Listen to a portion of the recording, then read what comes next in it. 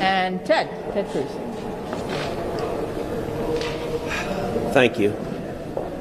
What is happening right now with school kids in America is an outrage and a tragedy. Right now, today, roughly 40% of American school kids are attending school in person 5 days a week.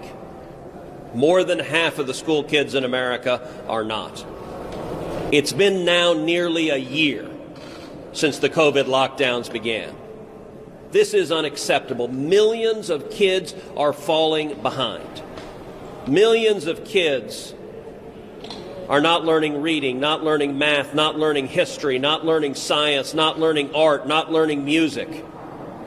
And the data shows that as these kids fall farther and farther behind, that learning gap will never be filled.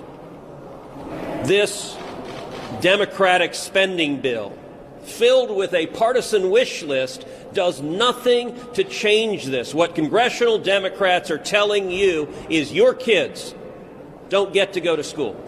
It's not a priority. We shouldn't accept this. We need to open the schools now. We need to get the kids back in schools. And it's important to understand that the impact on kids, it's not distributed uniformly. Wealthy parents, those with resources, are able to enroll their kids in private schools that are open. They're able to engage in homeschooling. They're able to hire tutors to work with their kids. But low-income children are being abandoned by this Democratic monstrosity of a bill. If you're a single mom struggling to hold down 1 or 2 jobs, and you have kids whose school is not meeting in person, far too many of those kids are falling behind. We need to say enough is enough. You know, Joe Biden and the Democrats like to say follow the science. Well, here the science is clear. The CDC has told us kids should be back in school. It is hurting kids. We're seeing more youth depression, more youth suicides. We're seeing more child abuse. This is hurting the children, and it is only partisan politics that makes Democratic politicians willing to leave kids out of school. Enough is enough. This bill doesn't fix it. I'm introducing an amendment that says if your schools are shut down, if your kids are not able to go to in-person school, then you're eligible for a grant, a scholarship grant, to get your kids in school.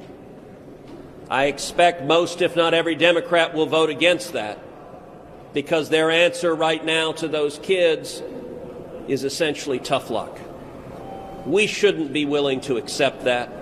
We should stand for the children in our country who need an education, and we should insist that they get access to a good quality education now. We need to open schools now. Thanks, Ted. I think you can see we have very uniform thoughts on this, very strong feelings, because these are the feelings that we hear every day from every parent, every teacher, every child. They want to go back to school. They should go back to school. So I'm going to take a couple questions and hope these guys will stick around for yes. How much support is there for Johnson's proposal to delay this by reading every amendment aloud? And what other amendments do you and your colleagues plan to bring? Well, I don't know how much support there is to have the entire bill read, but it looks like that's what's going to happen. So as good members of the Senate, we will abide by the rules as they move forward. I do think that there are amendments such as the one that Ted's talking about, and there will be other amendments to try to make better sense of this bill, to say to schools that if you don't reopen, there's consequences. I mean, the president said he's going to open the schools by May. Well, guess what happens in June and May? The schools close for the summer. So, I mean, that's a useless exercise. They can open now. They are all across the country. Yes. Anybody? Well, Shelley, I just would add one thing, that I expect our amendments to show what we're for, that we do want to help those that are still hurting out there. We just want the money to be more laser focused on those who really need the help.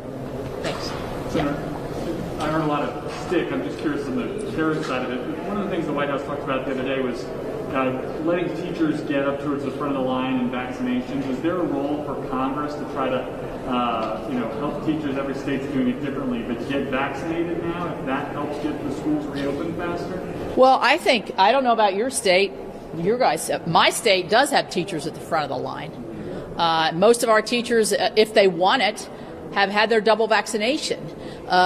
We know that the numbers of vaccinations are going to be rising, and it shouldn't be a factor of whether you're vaccinated or not. I think if you do the safe practices that we all know very well now, that your schools can open. And I don't know what you guys are doing. Well, I think the state should do that. I'm for that. I think they're in a great place to decide that and clearly being recommended. But I offered an amendment on the budget to where there would be some encouragement and some to be able to get full access to all of these funds if you went back to in-person school when every teacher had been vaccinated and every single Democrat voted against it and every single Republican voted for it. So surely it's not just an issue about vaccinated teachers. I hope they are a priority. I think all of our first responders and essential workers should be as much of a priority as possible.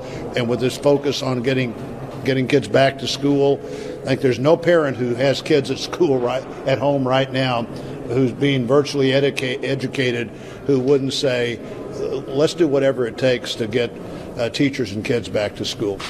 Can I get one more question? I got one more thing to say about though.